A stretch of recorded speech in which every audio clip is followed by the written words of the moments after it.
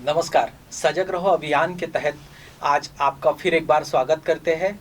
देश में समसामयिक सामाजिक, राजनीतिक और सांप्रत में जितनी भी हमारे समाज से जुड़ी हुई प्रश्न होते हैं, समस्या होती है, उसको लेकर के हम समय समय पर आपके साथ आते रहे हैं। आज हमारे साथ में है डॉक्टर लीना घाणे जी। ये शिक्षाविद है, सामाजिक राजनीतिक प्रश्नों का काफ़ी बेहतर अभ्यास इनका है। आज इनसे हम चर्चा करने वाले हैं। नमस्कार ताई, आपका स्वागत है। जैसे कि हम जानते ही है कि देश में फिलहाल जिस माहौल से हमारा देश गुजर रहा है, ये एक और तो हम आर्थिक उन्नति, तरक्की, प्रगति कर रहे हैं, एक और देश निरंतर रूप से आगे जा रहा है। जैसे हम कोविड की समस्या से भी बाहर आ गए। हर आने वाले सवालों का हम अपने स्तर पर बेहतर जवाब देने की कोशिश करते हैं। उसके बावजूद कई सवाल हमारे सामने खड़े होते हैं। इन सवालों में एक सवाल निरंतर रूप से अभी उभर के सामने आ रहा है और वो हमसे, आपसे, इस देश के सभी लोगों से जुड़ा हुआ है। राष्ट्र का अस्तित्व, समाज का अस्तित्व इससे जुड़ा हुआ है। कई जो देश से बड़े बड़े लोग हैं वो भी इस प्रश्न को कई बार उठा चुके हैं कि हमारे देश में जो बदलाव आ रहा है पॉपुलेशन को लेकर के, डेमोग्राफी चेंज को लेकर के, खास करके सीमावर्ती राज्य जो है देश के, उसकी डेमोग्राफी लगातार चेंज होती नजर आ रही है। चाहे वो बंगाल हो, उत्तराखंड हो, झारखंड हो या किसी भी सीमावर्ती राज्य की ओर आप अगर ध्यान दें तो यहाँ की डेमोग्राफी में पिछले कुछ वर्षों में लगातार तब्दीली आई है, बदलाव आया है। और यही इसी परिप्रेक्ष्य में महाराष्ट्र में भी कुछ घटनाएं हो रही है, वहाँ पर भी परिवर्तन है। तो इन सब को आप किस तरह से देखती है? जी, बिल्कुल सही आपने कहा कि राष्ट्रीय सुरक्षा और भारत का जो कुल मिलाकर के पॉपुलेशन है, इसकी डेमोग्राफी में अंतर इसलिए आ रहा है क्योंकि सीमावर्ती क्षेत्र से लगातार इन्फिल्ट्रेशन चल रहा है, स्मगलिंग का काम भी चलता है, ड्रग्स भी चल रहे हैं। और ये जो अंतरराष्ट्रीय सीमाएं हैं, तो हमारे देश की प्रगति जो है कहीं ना कहीं उसको रोकने के लिए जो सौहार्द का विषय हमारे भारतवर्ष ने हमेशा से चलाते आया है, उसको भी कहीं ना कहीं, जिसे बोलते हैं ना, अस्थिरता निर्माण करने की दृष्टि से ये जो अंतरराष्ट्रीय पॉलिटिक्स हम कहेंगे, राजनीति जो कहेंगे, इसके तहत ऐसे लोगों को पुश किया जाता है और लगातार जो मूल निवासी होते उस राज्य के, उनको खदेड़ करके या उनके जो उद्योग होते हैं, आर्थिक उनकी जो भी साधन होते हैं, खेती भी हो सकती है, तो कहीं ना कहीं उस पर कब्जा करके ऐसे जो तत्व हैं ये भारत की पॉपुलेशन को कहीं ना कहीं अस्थिर करने का प्रयास करते हैं और धीरे धीरे एक संवैधानिक रूप से उनका पार्टिसिपेशन बढ़ता जाता है। वो आईडीज बनाते हैं, फिर यहाँ पर अगर इलेक्शन हो रहे हैं तो उसमें बाकायदा उनकी वोटिंग होती है और इसकी वजह से जो सही मायने में लोकशाही की जो हमारी प्रक्रिया है, डेमोक्रेसी की, कहीं ना कहीं उसको धक्का पहुंचाने का प्रयास जो है, ये चाइना हो सकता है, पाकिस्तान हो सकता है, इधर श्रीलंका का भी लगातार हस्तक्षेप जो है इन सारे विषयों में चलते रहता है। तो ये गंभीर विषय है। जब तक हमारे देश की सीमाएं सुरक्षित नहीं रहेगी तब तक जो स्थिरता हम चाहते हैं सीमावर्ती क्षेत्रों में वो नहीं हो पाएगी। तो इसकी ओर हम सब ने मिलकर के ध्यान देने की आवश्यकता है। कहीं भी हमें नजर आता है ऐसी कोई तत्व हमारे भारत, अभी रोहिंग्या मुसलमानों का ही विषय ले लीजिए, तो हमें अभी ध्यान में आता है कि आसाम के क्षेत्र में, आसाम तक क्यों, दिल्ली तक भी और मुंबई तक भी ये सारे लोग पहुंच गए हैं। इनके पास बाकायदा डॉक्यूमेंट्स है और इसके चलते वो भारत में अस्थिरता निर्माण कर रहे हैं। आर्थिक जो है इसमें भी उनका आज कहीं ना कहीं बहुत बड़ा जो है हाथ है, ऐसा हम कह सकते हैं। तो इसके और ध्यान देना है, हम सबको सजग रहना है और इस सजगता से जो भी हमारी फोर्सेस है या हमारा प्रशासनिक पूरा जो ढांचा है, इसको कहीं ना कहीं अलर्ट करने की एक सजग नागरिक के तहत हमें पहल करनी चाहिए, ऐसा मुझे लगता है। जी, डेमोग्राफी चेंज के साथ साथ अन्य समस्याएं भी उत्पन्न होती है। जैसे एक अवधारणा बीते कुछ दिनों में सामने उभर के आई है, जिसे हम लैंड जिहाद कह सकते हैं। तो कहीं महाराष्ट्र में भी ये समस्या हुई है। शिवाजी महाराज ने प्रतापगढ़ किले के तलहटी में अफजल खान का वध किया था। उसके बाद एक इंसानियत के तौर पर या भारतीय सभ्यता के तौर पर उसके मृतदेह का उनके रीति रिवाज से अंतिम संस्कार किया। आज उसको एक दरगाह का स्वरूप देने का प्रयास चल रहा है, वहाँ पे उरूस भराने का प्रयास चल रहा है। ऐसे ही डेमोग्राफिक चेंज जो है वो अभी हाल फिलहाल में हमको हिमाचल प्रदेश में भी दिखाई दिया। वहाँ पर अतिक्रमण करके एक बड़ी लंबी चौड़ी मस्जिद खड़ी कर दी गई थी, और वहाँ कई लोग ऐसे थे जिनके पास ना राशन कार्ड थे, ना आधार कार्ड थे। कहाँ से आए, कैसे आए, कुछ पता नहीं। जनता ने वहाँ उठाव किया, और अभी ये मामला थोड़ा सा अलग आकार लेते हुए वक्फ अमेंडमेंट के रूप में भी सामने आया है जी। संसद में वक्फ बिल जो है वो पेश हुआ। उसको अपोजिशन पार्टियों ने जो है विरोध किया, जिसके चलते अब सरकार को उसमें जॉइंट पार्लियामेंट्री कमेटी बनानी पड़ी है। आए दिन वहाँ पे भी गड़बड़ियाँ होते रहती है। तो एक मोटे तौर पर लैंड जिहाद को आप किस तरह से देखती है, और इसका क्या खतरा हमारे देश की जनता को और हमें हो सकता है? जी, लैंड जिहाद के पीछे की जो धारणा है इसको पहले समझना पड़ेगा। 1954 में भारत का और पाकिस्तान का जो बंटवारा हुआ, उसके तहत भारत से जाने वाले मुसलमान और पाकिस्तान से आने वाले हिंदू, इनकी जो प्रॉपर्टी है, स्थावर प्रॉपर्टी थी वहाँ जैसे भारत में मुसलमानों की और वहाँ हिंदुओं की, तो इसके चलते एक वक्फ बोर्ड का जो है निर्माण हुआ। ये नेहरू और लियाकत अली इनके बीच का जो है ये करार है। इसके तहत एक समझौता था, इट वॉज अ बायलैटरल, हम ये कहेंगे, समझौता।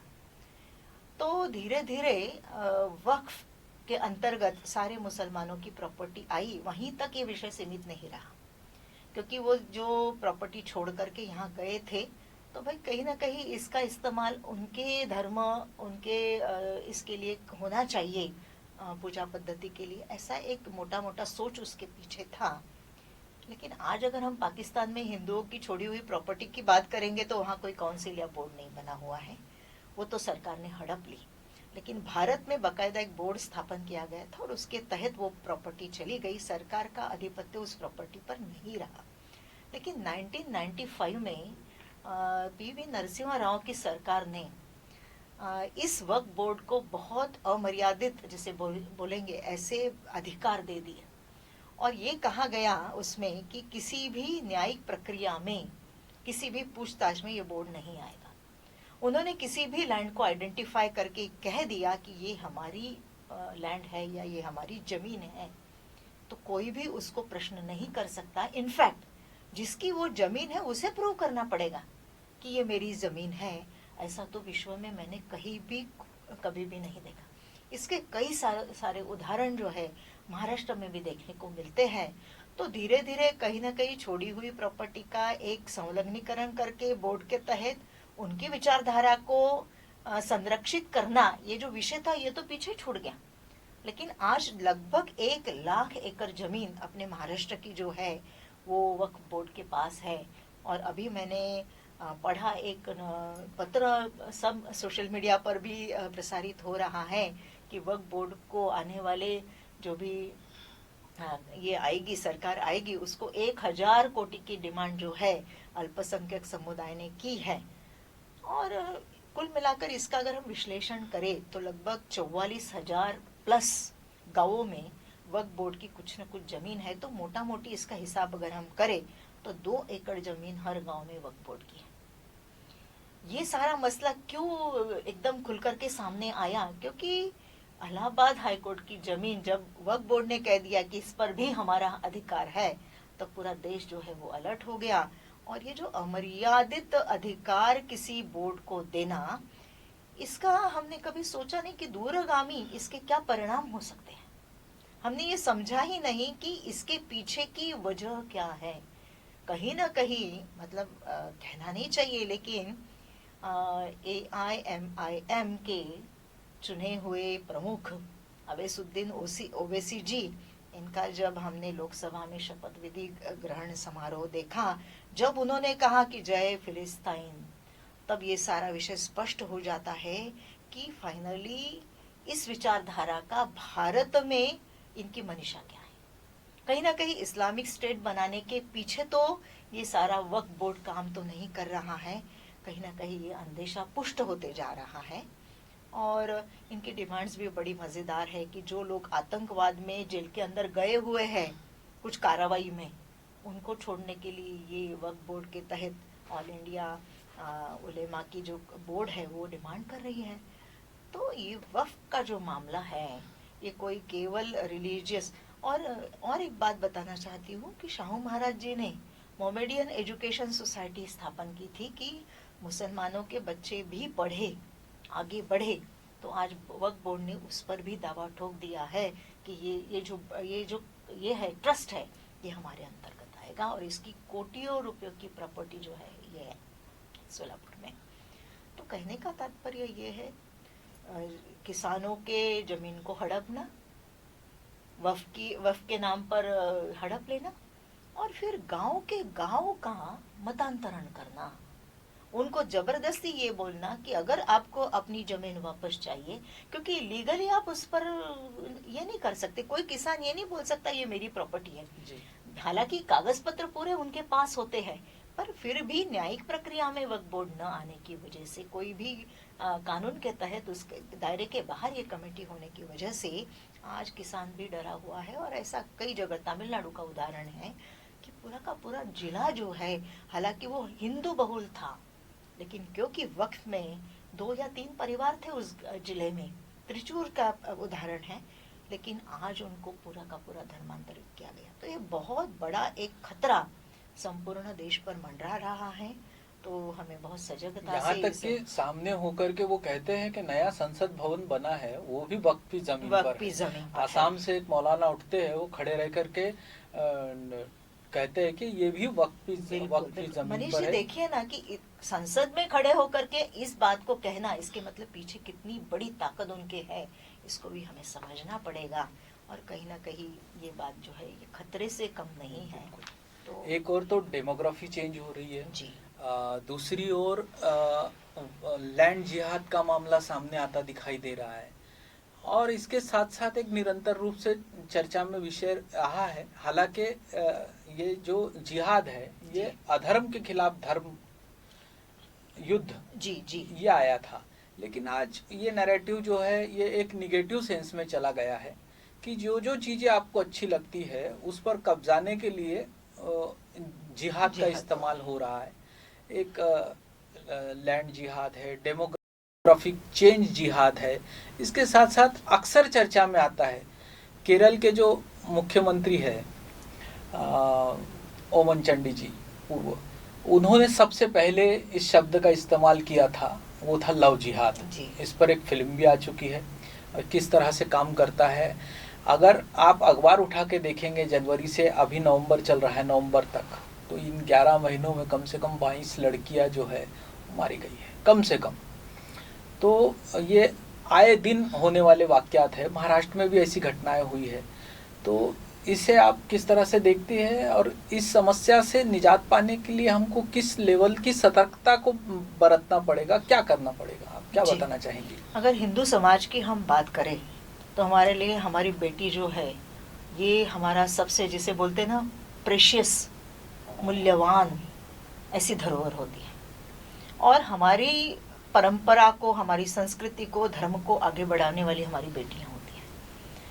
तो 1000 वर्ष का संघर्ष का इतिहास भारत का अगर हम देखें तो हमें ये पता चलता है कि ये जो आक्रांता भारत पर आए हैं, इन्होंने हमेशा हमारी बेटियों पर आक्रमण किया है।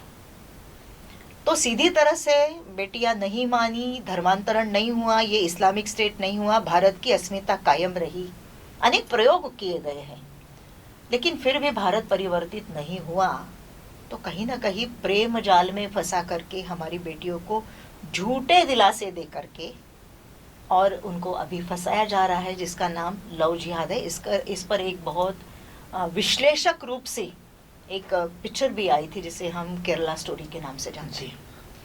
तो ये झूठ तो नहीं है, क्योंकि इंडिया पॉलिसी फाउंडेशन का एक रिपोर्ट मेरे पास है जिसके तहत जो सारे सर्वेज हुए, इंटरव्यूज हुए, इसमें पाया गया है कि हाई प्रोफाइल सारी लड़कियों को गलत प्रोफाइल बना करके फंसाना, वो सोशल मीडिया हो सकता है, संपर्क हो सकता है, मित्रता हो सकती है, गिफ्ट्स के माध्यम से हो सकते, तो ये हो रहा है। इसके लिए मैं फिर से ये कहूँगी कि जैसे सजग रहो हर आने वाली समस्याओं के लिए समाज को सजग करता है, आज हमारे बेटियों को भी सजग करने की आवश्यकता है, क्योंकि नाम बदल करके नए रूप में व्यक्ति हमारे सम्मुख आता है। शुरू में तो नाम से पता चलता था कि ये कौन सी विचारधारा का व्यक्ति है और इसकी मनीषा क्या हो सकती है, लेकिन आज सरेआम नाम परिवर्तन करके हमारे सम्मुख आ रहे हैं। तो ऐसे समय में सजग तो होना ही है। और हम कौन हैं? हम भारत की बेटी, हम हिंदू बेटी, हमारे ऊपर एक नैतिक दायित्व है इस धर्म की रक्षा का। ये संदेश जो है आपके चैनल के माध्यम से मैं संपूर्ण समाज को देना चाहती हूँ। और ये लव जिहाद के जो तत्व है, इसको हमें डट करके सामना करना पड़ेगा। पूरा परिवार, केवल एक परिवार की बात नहीं है, संपूर्ण समाज को इन सारे प्रश्नों के लिए जो है वो खड़ा होना पड़ेगा, क्योंकि गांव की बेटी जो होती है वो किसी व्यक्ति की बेटी नहीं होती, तो हमारी अस्मिता की वो परिचायक होती है, हमारे पूरे समाज की परिचायक होती है। तो इसको तो हमें लेना ही पड़ेगा। कई बेटियां हमारी सूटकेस में पाई जाती हुए, कभी कुकर में पाई जाती है, कभी फ्रिज में पाई जाती है। तो ये विषय गंभीर है और एक ताकत के साथ, हर तरह की ताकत के साथ हमें इसका मुकाबला करना पड़ेगा, ऐसा लगता है। बिल्कुल ठीक कहा था आपने। काफ़ी गंभीर रूप से ये समस्या सामने आ रही है।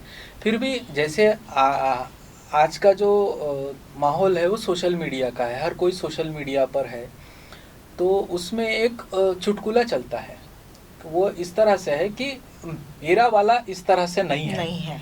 तो उसे अगर मुखर होकर कहा जाए तो मेरा अब्दुल अच्छा है। बिल्कुल, यानी उस नाम का इस्तेमाल उन्होंने एक सिंबॉलिक तौर पर किया। तो ये जो धारणा है, यानी हम जो सजग कर रहे हैं वो लोग दकियानुसी है और जो जाल में फंस रहे हैं वो आधुनिक है।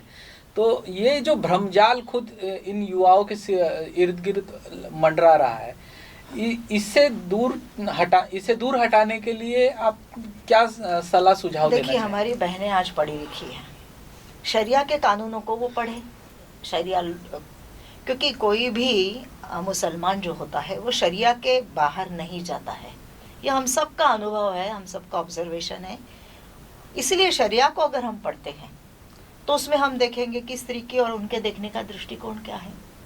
उसके बाद हलाला की बात आती है, ट्रिपल तलाक की बात आती है, और एक महत्वपूर्ण बात आती है कि अगर किसी भी न्याय प्रक्रिया में, जो हम बोलते हैं ना साक्षीदार के रूप में, अगर मुझे बयान लेना है किसी स्त्री का, तो शरिया का कानून उसे 1/5 हाफ ऑफ द पुरुषों के बयान के तहत देखता है। मतलब उनका वेटेज कहीं ना कहीं हमेशा से सबऑर्डिनेट कर रहा है। तो ये सारी बातें अगर हमारी बहनों ने ठीक से समझी तो उन्हें ये समझ में आएगा कि मूलतः हमारी और हिंदुओं की, और हिंदू मतलब आ सिंधु सिंधु पर्यंता, इस भारत को अपना देश समझने वाला, इस मातृभूमि के प्रति प्रेम रखने वाला, वो सब हिंदू है। मैं जाति की बात बिल्कुल नहीं करूंगी, क्योंकि हम सब एक ही, जिसे बोलते हैं आज डीएनए अगर हम देखें, एक ही परिवार के सदस्य है। तो इसीलिए हमें यह समझना पड़ेगा कि मूलतः इस्लाम का संदेश क्या है, शरिया का कानून क्या है, और उसके तहत उनका जो अन्य समाज की ओर देखने का दृष्टिकोण क्या है, विशेषतः महिलाओं की ओर देखने का दृष्टिकोण है। अगर ये स्पष्टता, इसके प्रति ज्ञान हम हमारी बेटियों को देते हैं तो शायद ये सारी समस्याएं जो है वो धीरे धीरे कम होने लगेगी। बिल्कुल। और एक इसी के साथ बात निकल के आती है कि जैसे हमें सजग तो रहना है, और सजग रहने के साथ साथ संगठित भी रहना है। बिल्कुल। तो देश में फिलहाल आह्वान चल रहा है, और ये देश में नहीं, हमारे यहाँ अक्सर जो देशव्यापी चीज होती है उसको हम गली से दिल्ली कहते हैं। बिल्कुल। तो ये गली से दिल्ली तक नहीं है, बल्कि कनाडा तक आवाज गूंज रही है। जैसे परसों अब कनाडा के एक मंदिर पर हमला हुआ खालिस्तान समर्थकों द्वारा, तो उसके बाद वहाँ के हिंदुओं ने भी इस नारे को बुलंद किया, बटेंगे तो कटेंगे। बिल्कुल। तो इसके बारे में आप क्या कहना चाहेंगे? देखिए, भारत का इतिहास हम देखें तो शुरू में भारत की स्वतंत्रता के पूर्व अनेक राज्य थे, छोटे छोटे राज परिवार थे और उनकी अपनी अपनी जो वो थे क्षेत्र थे। तो उसमें असंगठित रहे, इसलिए हमारे ऊपर हमेशा से आक्रमण होता आया है। अगर उस समय चाणक्य की बात को अगर हम समझते कि ये पूर्ण राष्ट्र जो है ये हिंदू राष्ट्र है और इसकी सुरक्षा का दायित्व मेरे पर आक्रमण हुआ इसलिए मेरा है, ऐसा नहीं है, तो संगठित रूप से सारे राज्यों ने मिलकर के इसका सामना, सेल्यूकस का सामना है वो करना है, इसकी आगाह जो है हमें हमेशा से चाणक्य करते आए। इस बात को हमें समझना ही होगा, क्योंकि हमेशा से आक्रमण उन्हीं तबकों पर होता है जो असंगठित है। क्योंकि सबको मालूम है कि भारत का जो पूरा क्षेत्र है वो अनेक जाति, पंथ, संप्रदाय में अपनी अपनी विचारधारा से चलता हुआ है, लेकिन कभी भी इन सारे संप्रदायों, मतों में कभी भी टकराव नहीं हुआ है। लेकिन कभी भी हम बहुत इकट्ठा रूप से एकत्रित आकर के एक सोच के साथ आगे बढ़े हैं, ऐसा भी देखने को नहीं मिलता। जब जब ये मिला है तब तब हमारी विजय हुई है। अभी राम मंदिर का ही आप देख लीजिए आंदोलन, पूर्ण समाज एकत्रित हुआ, इसलिए 550 वर्षों से जो प्रश्न मतलब पीछे पड़ा था उसको हमने सुचारू रूप से न्यायिक प्रक्रिया से उसको हमने सुलझा लिया।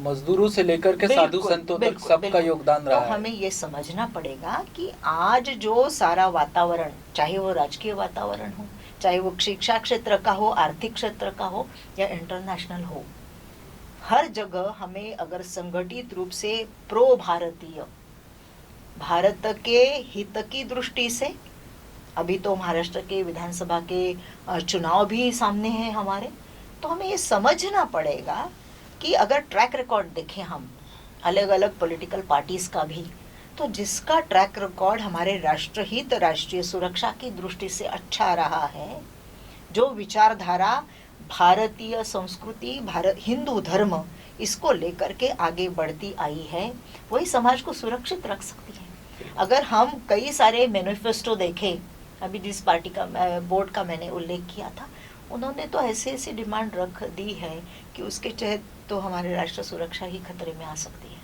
तो हमें ये समझना पड़ेगा कि हम अगर संगठित हैं तो ही हम सामर्थ्यशाली बन सकते हैं। तो कोई गलत नहीं है कि संगठित रहेंगे तो ही हम रहेंगे, अन्यथा हमारा अस्तित्व जो है वो खतरे में आएगा।